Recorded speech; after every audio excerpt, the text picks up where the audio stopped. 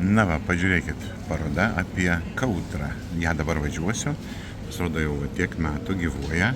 Švenčia 90 metų. Kaip 34 vasario mėnesį nutarė įsigyti už tokią sumą 10 autobusų. Yes. Tada Laisvės alėja taip atrodė. O čia, kur Laisvės alėja, Vilniaus gatvė pereina. Kaip matot, autobusai važinėjo Laisvės alėja. Rotušės aikštė žalesnė buvo.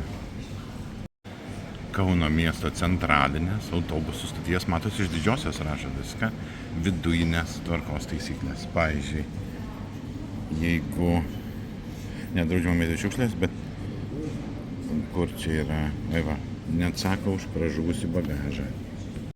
Va taip ir atrodė pradžiai pastatas, o mes jau pristatėm. O ką, gerai? Jau pačiu centru važiavo automobiliai, bet čia jau vėlesnis. Na ir fainai, Mercedesai važiavo. Sovietmetis tada savus Mercedesus paleido. Pradžiai stoties pastatas taip atrodė, paskui jau perėjo taip, sovietmetis savo pridarė. Tai va, pačioje autobusų stoty ir galite pažiūrėti šitą parodą. Turėsiu gerą autobusą, su kuriuo važiuosiu šį kartą, mano kelias į Šiaulius. Tai va, Kautra.